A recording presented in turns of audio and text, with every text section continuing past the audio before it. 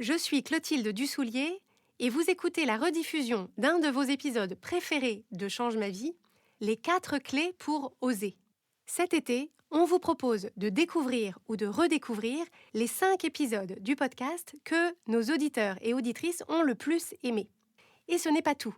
Pour vous aider à avancer pendant cette période estivale, nous vous avons préparé un guide d'écoute exclusif qui compile les meilleurs épisodes à écouter en fonction de vos questionnements du moment. Dans ce guide d'écoute, on a listé les questions que vous nous posez le plus souvent et on vous a proposé à chaque fois une sélection des 4 ou 5 épisodes qui vous donneront les clés les plus adaptées. Pour recevoir votre guide d'écoute gratuitement, rendez-vous sur la page changemavie.com/inscription. Et maintenant, place à l'épisode.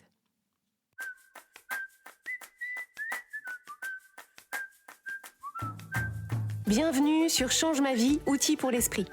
Je suis Clotilde Dussoulier, je suis entrepreneur et master coach certifié. Et sur ce podcast, je vous livre chaque semaine des outils précis et concrets pour comprendre les mécanismes de votre cerveau et de vos émotions et construire exactement la vie à laquelle vous aspirez. Quand on cherche dans le dictionnaire la définition du verbe « oser », on trouve « entreprendre ou tenter avec audace et assurance ». J'aime beaucoup ce mot « oser » parce qu'il contient précisément le secret d'une vie vécue pleinement. Une vie vécue pleinement, c'est une vie dans laquelle on se propose de repousser les limites de ce qu'on sait déjà et de ce qu'on sait déjà faire, dans laquelle on repousse sans arrêt les limites de notre zone de confort. Et c'est une vie dans laquelle on se propose de créer des choses qui n'existaient pas encore, d'initier, de poursuivre des projets et d'embarquer d'autres personnes avec nous. Donc ça, c'est pour la partie entreprendre et tenter.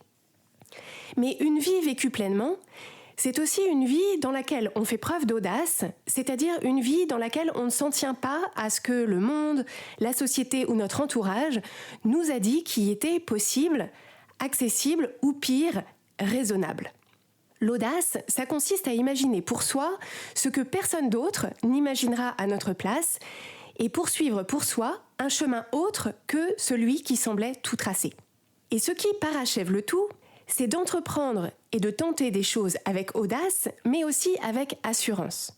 L'assurance, c'est le filet de sécurité intérieur qui permet de s'appuyer sur ses propres ressources en abordant les situations et les éventuels obstacles avec une sorte de certitude intérieure qu'on arrivera toujours à s'en dépatouiller. Ça, c'est l'assurance. Donc voilà en quoi consiste cette capacité à oser. C'est savoir entreprendre et tenter avec audace et assurance. Et en fait, votre capacité à oser, c'est un prédicteur de trajectoire de vie. Si en toute situation, vous faites preuve d'audace et d'assurance, si vous vous proposez d'entreprendre et de tenter des choses qui vous font envie et qui vous mettent en situation d'apprendre et de grandir, alors vous dépasserez constamment les limites dont vous pensiez qu'elles étaient les vôtres et vous avancerez dans votre vie et dans vos relations d'une façon bien plus libre et bien plus intense. Alors, c'est tout ce que je vous souhaite et dans l'épisode d'aujourd'hui, je vais donc partager avec vous les 4 clés qui permettent de développer cette capacité à oser.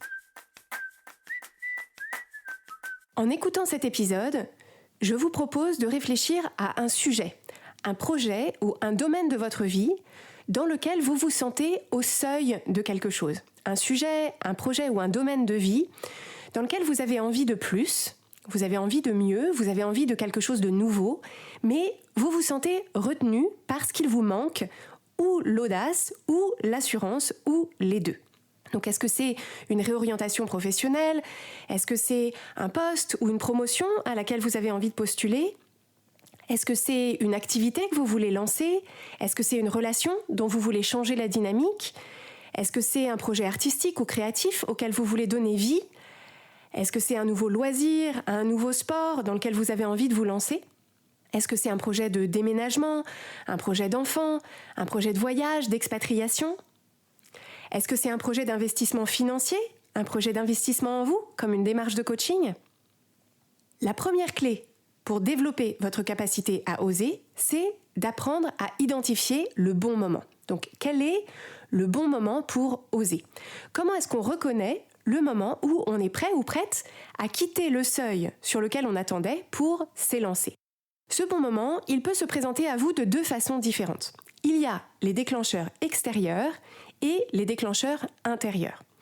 Donc les déclencheurs extérieurs, ce sont les événements qui se présentent à nous sans qu'on les ait ni programmés ni choisis et qu'on peut utiliser comme impulsion pour oser. Donc ça peut être une maladie ou la maladie d'un proche qui nous conduit à repenser notre organisation au quotidien. Ça peut être un plan de licenciement dans notre entreprise qui nous conduit à démarrer un nouveau chapitre professionnel.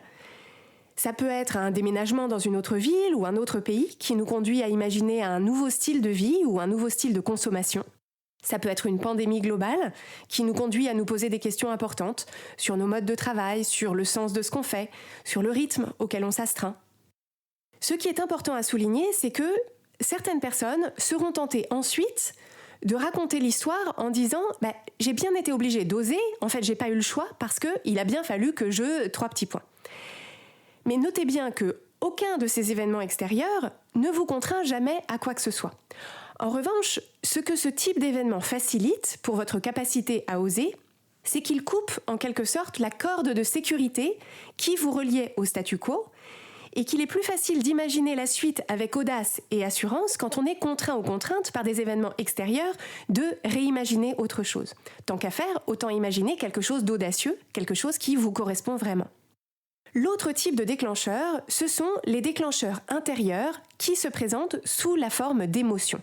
Un des fondements de l'approche Change ma vie qu'on transmet aux membres de notre programme de coaching, c'est d'utiliser nos émotions comme un GPS. Ce sont nos émotions qui nous livrent les informations les plus fines et les plus précises sur là où on en est et là où on a envie d'aller.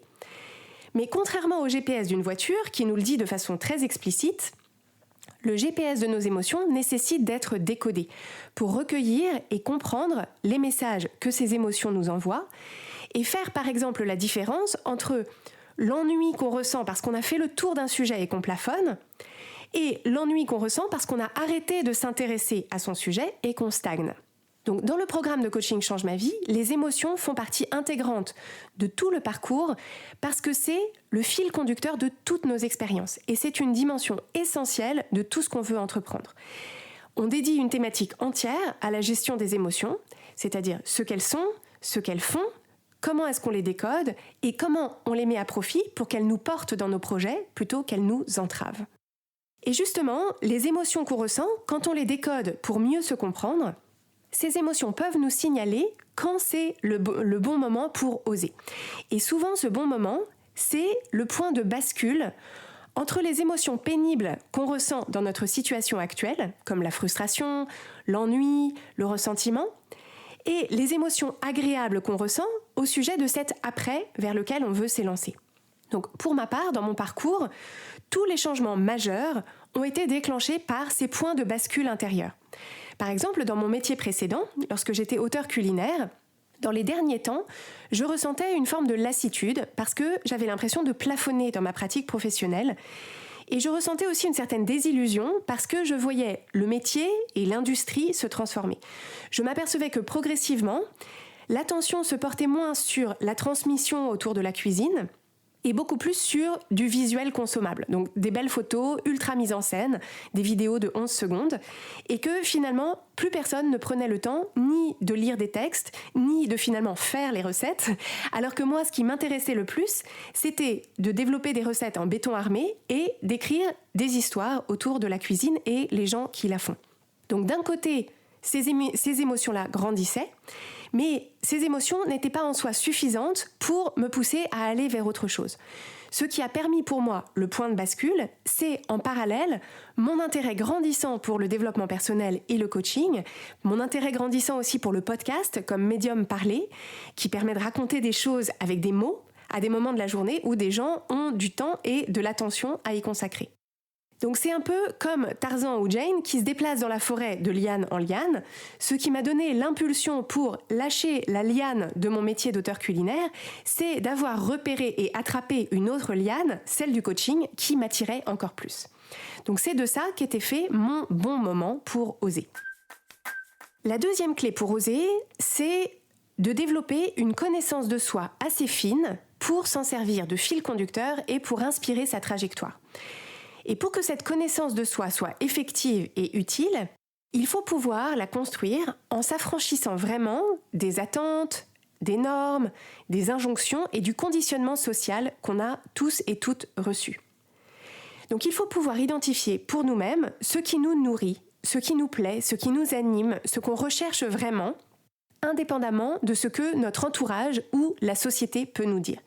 Donc c'est en développant cette forme d'intimité avec soi-même qu'on est en mesure d'identifier quelles sont nos forces, quelles sont les choses qu'on adore et qu'on fait bien et naturellement, sur lesquelles on peut s'appuyer, et quelles sont nos faiblesses ou les choses qu'on n'aime pas trop, qu'on ne fait pas très bien ou pas très naturellement, et sur lesquelles il faudra éviter de construire la suite pour éviter de se condamner à un quotidien pénible dans lequel il faudra constamment se forcer à faire des trucs qui ne sont pas notre zone ni de plaisir ni de génie. Donc cette connaissance de soi, cette intimité avec soi, elle se construit avec les bons outils et c'est la partie du programme de coaching Change ma vie qu'on appelle devenir votre meilleur allié. C'est la partie qui vous permet d'adopter envers vous-même le regard et les actions que vous réservez aux personnes qui vous sont les plus chères, les personnes que vous respectez le plus et à qui vous voulez le meilleur. Devenir votre meilleur allié, ça consiste à identifier partout où vous vous mettez vous-même en difficulté, partout où vous avez envers vous-même des jugements ou des exigences qui vous paralysent, partout où vous vous laissez tomber au bord du chemin pour changer votre relation à vous-même et en faire le lien le plus fort possible, un lien dans lequel vous pouvez puiser toute votre énergie au quotidien. Je vais vous donner un exemple dans un contexte professionnel. Et c'est un exemple qui est tiré de l'expérience d'une des membres de notre programme de coaching. Donc, il s'agit d'une personne qui est plutôt introvertie et elle a utilisé les outils du programme pour arrêter de se forcer à être autre chose ou autrement parce que c'est épuisant. Et peu à peu, elle a réussi à simplement se plaire et s'épanouir dans ce mode de fonctionnement qui lui convenait à elle. Mais là où ça bloquait encore, c'était dans ses ambitions professionnelles, parce qu'elle voyait que dans la structure dans laquelle elle évoluait, les personnes qui étaient remarquées et promues étaient celles qui prenaient la parole beaucoup et souvent dans des réunions ou des comités où il y avait beaucoup de gens, et ça, c'était pas sa zone de génie. Mais le problème, c'est que ça l'empêchait d'oser lancer une initiative de développement durable qui lui tenait très à cœur, parce que finalement, l'idée de devoir la promouvoir de cette façon-là la remplissait d'angoisse. Et au lieu de se faire violence dans cette direction, au lieu de se faire des nuits d'insomnie à l'idée de devoir intervenir dans la réunion du lendemain parce que c'est comme ça que ça marche, elle s'est rendue compte que son génie à elle se révélait plutôt dans des conversations avec 2 ou 3 interlocuteurs ou interlocutrices et qu'elle était très convaincante dans ce contexte-là. Et quand elle a compris ça, quand elle a appris à valoriser ce génie-là et à l'investir pleinement, c'est comme si le verrou s'était débloqué. Elle a pu identifier les bonnes personnes et oser les approcher pour porter son projet auprès d'elles. C'est donc de cette connaissance de soi que vient l'assurance dont on a parlé dans la définition du verbe « oser ».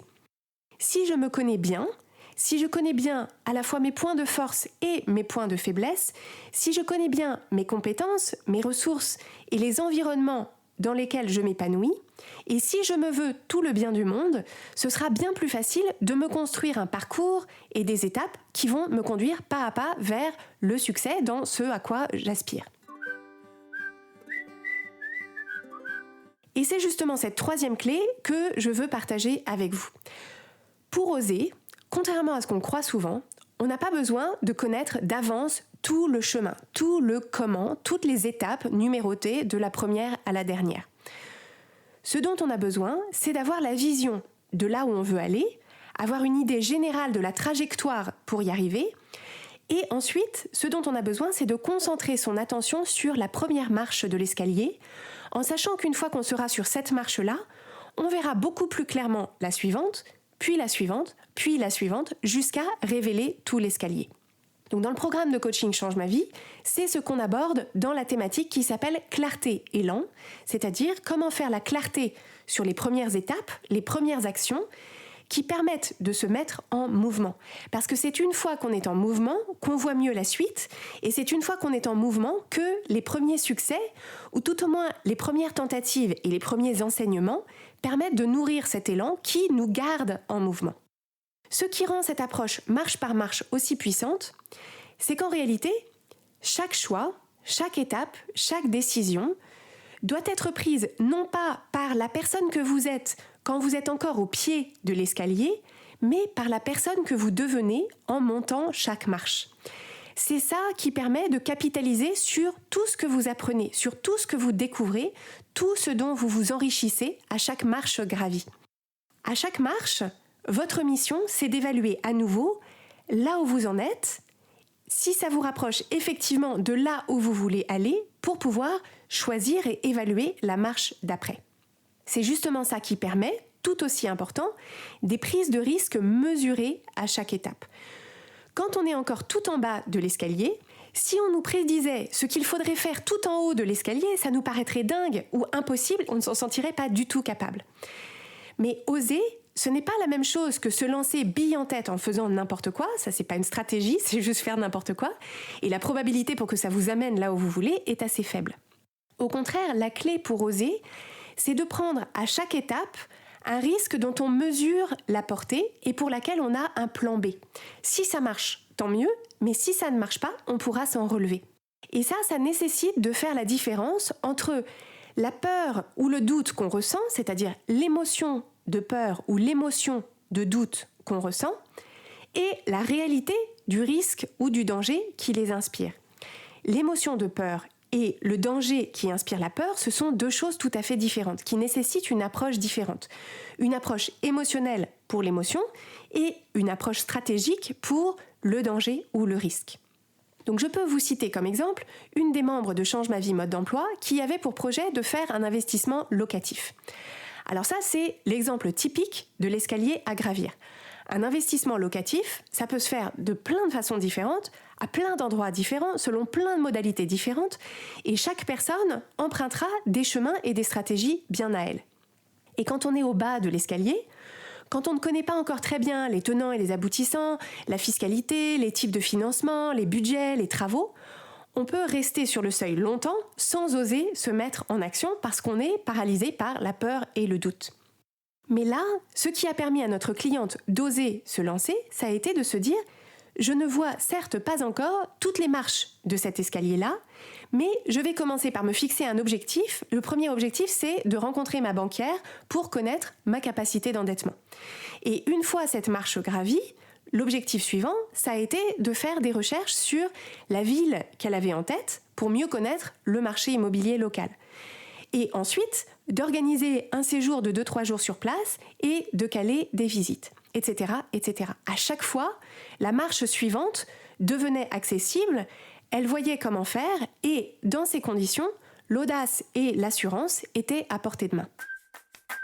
La quatrième et la dernière clé pour oser, c'est de réfléchir au-delà de soi, c'est-à-dire de réfléchir en termes d'impact et de service aux autres. Souvent, quand on veut faire quelque chose ou créer quelque chose, ce qui nous bloque le plus, ce sont des peurs qui sont liées à notre propre personne, à notre propre sort, à la possibilité d'être jugé, d'être ridicule, de se planter.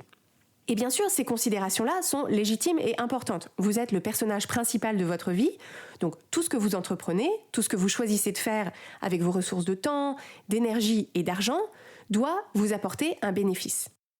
Néanmoins, dans toutes ces situations où on veut entreprendre ou tenter quelque chose, faire preuve d'audace et d'autant d'assurance que possible, dans toutes ces situations qui présentent par définition une part de risque, puisque vous sortez de votre zone de confort et de familiarité, vous avez effectivement besoin de traverser les peurs liées à ce qu'on peut appeler l'ego, c'est-à-dire votre peur du jugement, votre peur de perdre votre place ou votre statut. Et ce qui permet le plus efficacement de dépasser ces peurs-là, c'est de décentrer sa réflexion et de se mettre dans un état d'esprit de service pour identifier ce qu'on se propose de créer pour les autres et pour le monde en osant. Donc quel impact est-ce qu'on se propose d'avoir? Quel rôle est-ce qu'on se propose de jouer? Quelle valeur on se propose de créer? En un mot, à quel besoin des autres et du monde est-ce qu'on répond en osant?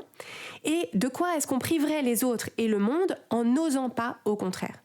Donc c'est cette idée d'impact et de mission qui souvent permet de mettre de côté ses propres craintes personnelles parce qu'alors on se met au service de quelque chose de plus grand que soi et on est en mesure de se dire ça ne sera pas forcément facile tout le temps, ça ne sera pas forcément confortable tout le temps, mais la mission en vaut la chandelle, ma vision en vaut la chandelle et je suis prêt ou prête à traverser ces difficultés ou cet inconfort pour apporter ça aux autres et au monde. Je peux vous citer comme exemple la situation d'une de nos clientes qui voulait lancer une offre particulière pour les très petites entreprises. Elle avait une idée originale d'un service vraiment adapté à ce stade de développement d'une entreprise, quand il n'y a généralement pas un très gros budget, mais que les entrepreneurs ont besoin d'aide, sans que ce soit ni trop lourd ni trop compliqué. Donc elle avait clairement les compétences pour, et elle avait quelques personnes dans son réseau qu'elle pouvait approcher pour proposer ses services, mais elle avait beaucoup de mal à oser, parce qu'elle avait peur de paraître soit intéressée, soit trop commerciale. Elle avait peur de les mettre dans une position inconfortable si ça ne les intéressait pas et qu'ils allaient être obligés de lui dire non, mais qu'ils n'oseraient pas lui dire non. Elle avait peur que son offre tombe à côté, elle avait peur que ses tarifs soient trop chers ou au contraire trop peu chers. Elle avait peur que tout le monde dise non et que ce soit la honte, mais elle avait peur aussi que tout le monde dise oui et que ce soit la panique. Bref, tous ces questionnements et les émotions associées la maintenaient bloquée sur le seuil de cette idée qu'elle avait. Ce qui a permis de la remettre en mouvement, ça a été cette fameuse 4e clé. Se décentrer et se mettre dans une logique de service. Pourquoi est-ce que cette typologie d'entrepreneur lui tenait tout particulièrement à cœur ? Pourquoi est-ce qu'elle voulait les aider, eux ou elles ? De quel type de difficultés est-ce qu'elle voulait les soulager ? Quels étaient les talents et les compétences uniques qu'elle avait, elle, à leur apporter et dont il et elle étaient très impatients de bénéficier ? Et plus important encore, pendant tout le temps qu'elle passait à se poser 1000 questions sur elle et ce qu'on allait pouvoir penser d'elle, est-ce qu'elle réalisait que ses futurs clients, ses futures clientes étaient en train de s'arracher les cheveux, de perdre le sommeil sur des problèmes dont elle pouvait, elle, très simplement les alléger ? Se connecter à ça, à cette mission, à ce qu'elle pouvait et ce qu'elle voulait leur apporter, c'était la potion magique qu'il lui fallait pour oser, pour accéder à l'audace et à l'assurance dont elle avait besoin, pour présenter son offre à 1, 2, 3, 10 personnes, jusqu'à trouver celle qui allait lui dire « Enfin, mais depuis le temps que je rêve de quelqu'un comme toi pour m'aider ». Au sein du programme de coaching Change ma vie, mode d'emploi, ce sont des considérations qui sont au cœur de toutes les thématiques qu'on vous propose d'aborder, parce que le parcours d'un héros ou d'une héroïne n'est jamais seulement pour son propre intérêt. La quête qui anime le héros ou l'héroïne, si c'était une quête purement égoïste et autocentrée, ce serait totalement sans intérêt. Personne n'aurait envie de regarder ce film-là. Donc dans tout notre accompagnement, et en particulier dans la thématique en lien avec votre vie professionnelle et dans la thématique en lien avec vos relations aux autres, votre impact et ce que vous voulez apporter aux autres et au monde, ce sont des sujets qu'on aborde pour que vous puissiez voir de quelle façon votre vision dans ces domaines de vie coïncide avec ce que vous voulez créer dans le monde et cet impact que vous voulez avoir. Voilà donc les 4 clés pour oser que je voulais vous livrer aujourd'hui. Première clé, savoir identifier le bon moment pour oser en utilisant comme impulsion les déclencheurs extérieurs et les déclencheurs intérieurs. Deuxième clé, vous connaître assez bien pour piloter votre parcours en étant votre meilleur allié. Troisième clé, construire le chemin au fur et à mesure en prenant à chaque fois des risques mesurés. Et quatrième clé, développer un état d'esprit d'impact et de contribution pour surmonter vos peurs et vos doutes. Comme on l'a vu ensemble, tout ça repose sur des compétences à la fois émotionnelles et stratégiques qui sont celles autour desquelles on a construit le programme de coaching Change ma vie, mode d'emploi. Ce programme de coaching, il a pour objectif de vous guider à travers le parcours simple et puissant pour créer la vie extraordinaire qui vous ressemble en développant votre vision, votre clarté et votre élan.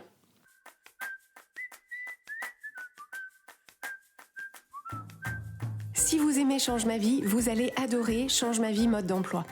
Change ma vie mode d'emploi, c'est le programme de coaching qui va vous donner des ailes pour atteindre tous vos objectifs de vie.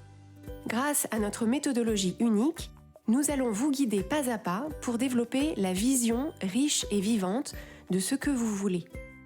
Nous allons vous aider à trouver la clarté sur la façon la plus simple et la plus directe de l'obtenir, et nous allons vous apprendre à soutenir votre élan tout du long en surmontant les obstacles avec confiance pour vous sentir avancer tous les jours vers la vie à laquelle vous aspirez.